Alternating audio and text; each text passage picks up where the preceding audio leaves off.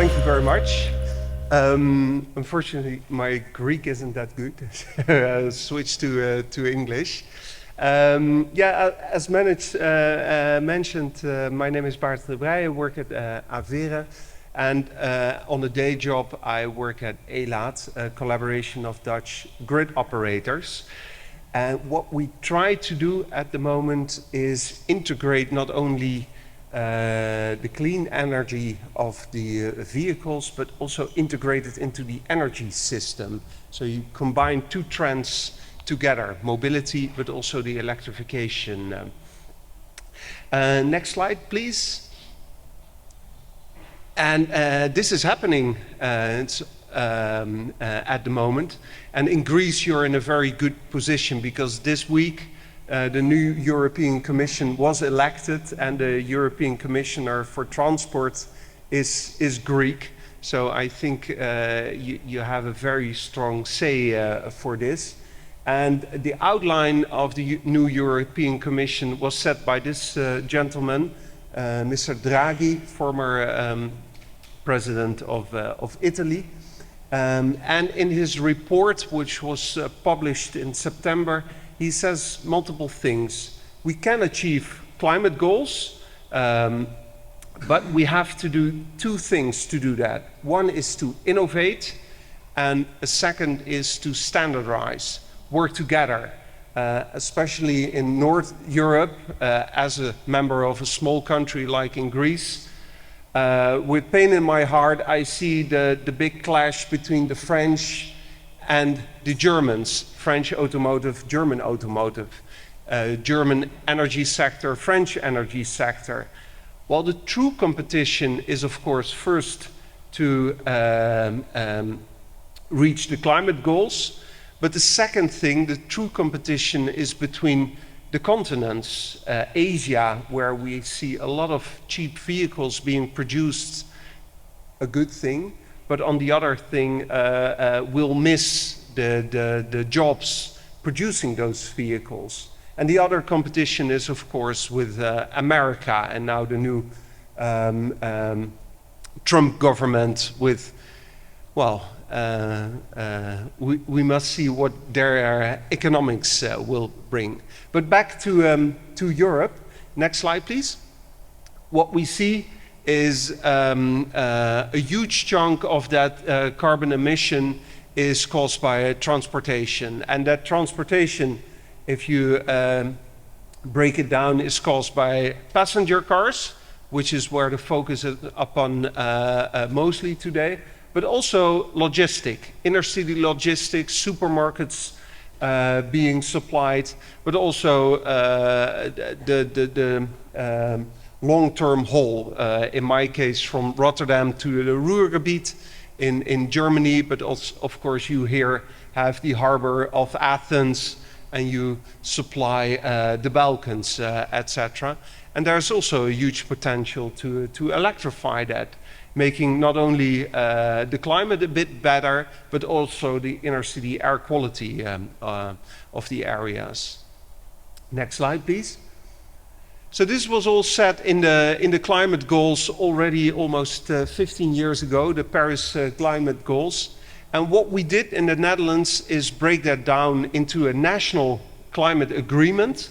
And that is broader. It's not only mobility, it's also agriculture, industry, etc. But for the mobility part, we set a national agenda for charging infrastructure. So sorry for the Dutch words, but you might interpret it a little bit.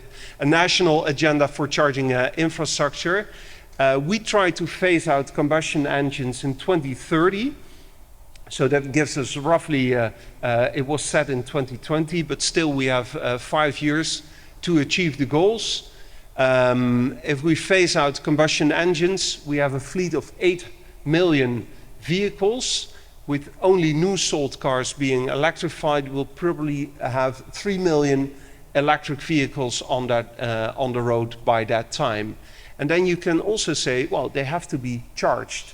Universities in the Netherlands, Utrecht University, which is a collaboration here with third universities, can do a predictive model.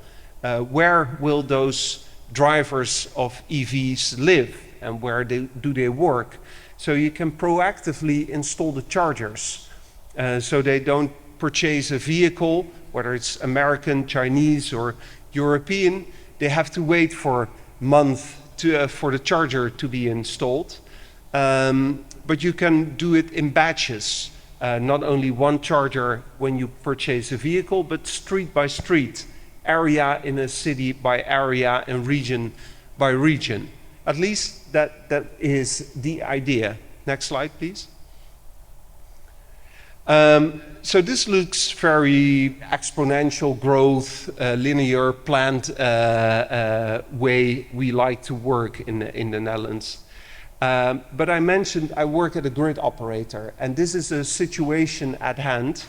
A good thing, the energy transition goes so fast due to, for example, the Ukraine invasion by Russia, that electricity prices soared. A lot of Dutch people installed rooftop solar on their houses, and they started to electrify the heating of their houses because, well, then you can heat your house with homegrown energy instead of Russian gas. So electrification is going so fast, electrification of transportation, also a liter of petrol is up to €2, sometimes €2.50, when a kilowatt hours is only 10 cents at certain times of the day. An average Dutch household, next slide please. The city, if the next slide can be up. Yeah, this one. This is how a street looks like today. The city of Utrecht, for example, the third biggest city in the Netherlands, had the ambition of 20%, 25% of households having rooftop solar in 2025. Politicians like certain numbers, of course. At the moment, in 2024, 36% of the houses in Utrecht have rooftop solar, and that is causing that congestion on the grid. In summer, a supply peak, in winter, a demand peak caused by electric vehicles charging or the heat pumps within the houses. So yes, we're achieving climate goals at the moment, but it has a heavy costs because for the grids you have to invest, and I can imagine electricity grids are the same in Greece, in France, in Germany as they are in Netherlands. So once e-mobility takes up and you combine it with sustainable generation, your grids probably need some investments which are expensive, or you can also use the electric vehicle on a smart way and charge when it's sunny or discharge when there's a need for air conditioning or heat pumps. Next slide, please. And the market is taking up in countries. Of course, we all know the example of Norway, where almost 60–70% of new sold vehicles is electrical. The Dutch market is a little bit lagging behind it, and we have a lot of plug-in hybrids also.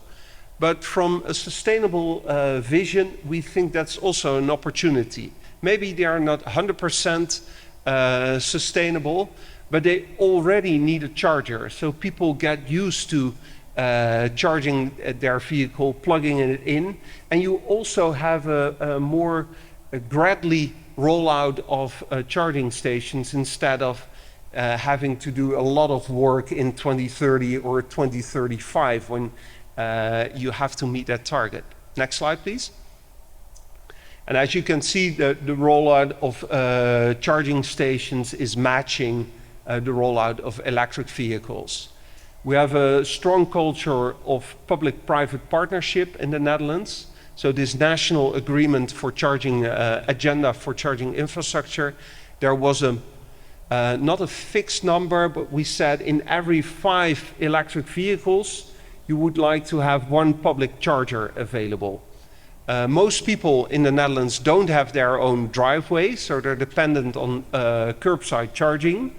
And well, with a battery of 50, 60 kilowatts, you can drive 300, 400 kilometers. You don't do that every day. Huh? The daily commute is roughly 40, 50 kilometers, so you don't have to charge every day. So you collaborate a little bit with your neighbors on using that charging station somewhere in the street. We also focused a lot of on fast chargers, and I saw a lot of examples also in this exhibition, so we're probably on the same trend. Next slide, please. But again, this is causing a heavy burden on the grid, and you can relieve the grid by, as mentioned, smart charging. Next slide. The thing is, technically it's easy. It's just an app on your phone, and but the thing is, do EV drivers adopt it? And within the European project we do together with Surge University, we did a lot of consumer research. And the outcome is, yes, consumers embrace it, not only in the Netherlands, but also other European countries, to charge when there's capacity on the grid, or stop charging, pause charging, when there's a peak. Next slide, please. And that is caused a little bit, at least in the Netherlands, because of this financial incentive.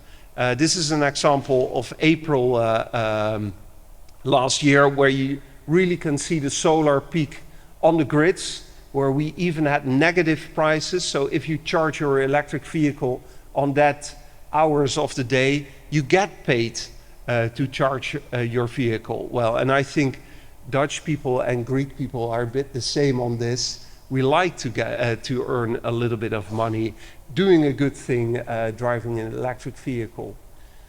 Next slide.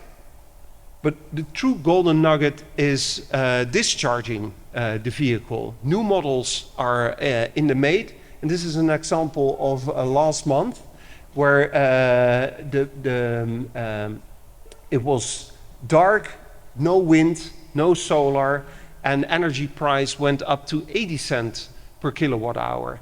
And if you have that full battery of your vehicle and you can discharge the 50 kilowatt with this price, you can almost make 40 euros on one day. So everybody's complaining about the expensive electric vehicle. Yes, at the moment a Tesla German electric vehicle is expensive. But if you look at the total cost of ownership, this is a really game changer. You can make money with the battery of the electric vehicle. But it has to be able to discharge, not only charge, but also discharge, called bidirectional charging. Next slide, please. And that's what we've been developing in the Skill project, again, where CERT is part of one of our scientific team. It's a project run not only in the Netherlands and France with Renault, but also Polestar, Hyundai, a Swedish automotive, but also Norway, Greek, Hungary. And this shot was taken last month with the launch of the bidirectional Renault 5. It's a retro car. You might recognize it if you're a bit older like me. But it's electrical. It has the ability to charge and discharge, and that is unique. And also the cost is unique. In the Netherlands, you will pay 25,000 euros for it. Still a lot of money, but much more affordable for a majority of Dutch people. And imagine that after a few years, this vehicle will come to the market on the second-hand market. And this is where we need your Greek commissioner doing the good things in Europe, because now we can make a match for a vehicle charging on the Dutch market, the combination with charging stations, and it works. But if that second-hand vehicle is sold to Germany, Poland, Hungary, maybe Greece, the grid codes have to align. They have to be standardized, not only a French vehicle matching with the Dutch electricity grid, but it has to match with all 27 other European countries. We set the system architecture for it, but this is what the Greek commissioner has to do the coming 5 years, is implement it. Because the vehicles are there, and you want to avoid that in 5 years, when these vehicles come to the second-hand market, it loses value because you can still drive it electrically in different countries, but you can't discharge it. So that's a bit of homework for the politicians. Next slide. And of course, I've been talking about the opportunities about bidirectional charging, but malicious actors can do it also the other way around. So if there's already a supply peak and you discharge the vehicles because you hack the vehicle or you hack the charging stations, you can blow up the grid. Cybersecurity is a very important thing on this. Next slide, please. So what we're doing to avoid this, well, this is a slide of our king. He opened a test lab, one of the first test lab for, next slide. Thank you. It's a testing facility on power quality. So if you charge or discharge the vehicle, the lights won't flicker. I mentioned interoperability, that you can use it in any European country. Cybersecurity is important, and of course align with standard regulation in Europe. Next slide, please. We have operated such a lab, and we know there's a kind of a lab in France as well. Next slide, please. But what we have to do, and also you in Greece, in our opinion, together with the universities, the knowledge institutes, is a lot of testing to make sure the consumer embraces it, that it's not only on PowerPoint aligned, interoperable, but if you use that French vehicle in Greece or in Germany, that it works. And at the moment we're testing all 150 available models on the Dutch market on conformity, but I can imagine the Greek road authority would also like to see not only is it safe, the traditional crash tests you're executing, where you see a car hitting a wall, but I can imagine you also want to gain knowledge on how does this vehicle behave when it's part of the Greek energy infrastructure. And I think you have the knowledge at the universities already, but it has to be upskilled, because testing 150 different models, the Tesla Model S, the Model 3, the Model X, the Model Y, etc., for all the other cars and trucks, is also a work piece itself. Next slide, please. And it's not only conformity testing. With this new vision, also new business arise. It's not a monopoly. Standardization is good. For the industry, there's a possibility to still have your unique proposition. You can be cheaper, like a Volkswagen Beetle, more luxurious or whatever. At least there have to be some rules where the automotive sector integrates with the energy sector, and that is what is happening at the moment, and what is the new job for the new commission. Next slide, please. But there's also a thing for local municipalities, Thessaloniki, Athens, in this case, Utrecht. They can tender charging stations. We think it should be proactive. So if you buy the vehicle, the charger is already installed and connected to the grid. That takes often, with administration procedures, permits, sometimes 3 months, half a year.